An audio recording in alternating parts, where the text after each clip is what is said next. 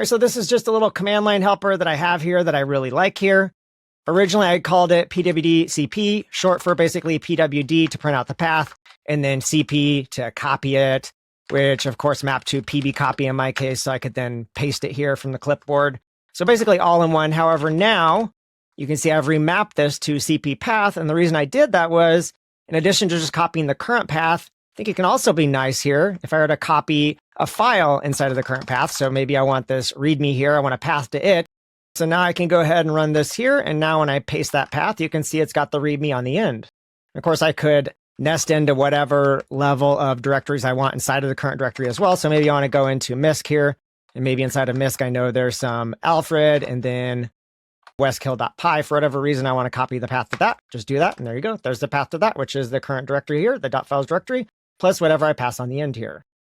And one of my requirements for this, if I've got a path here that has a space in it, up above I do, down below I don't. The one with the space here, when I go ahead and copy that with cppath here, I need that one to be wrapped in a single quote there. And so that way down below here, inside of this directory, I can list out the files in the directory up above here, no problem.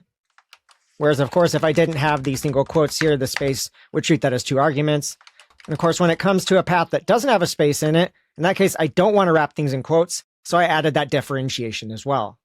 And if you'd like to know where to get this out in my .files repo out on GitHub, you'll find it. Just grep through here for cppath, and you'll find the function here. This is in fish, though you could easily port this to something else if you want. So yeah, take a look at that, add it to your .files, and let me know what you think down below.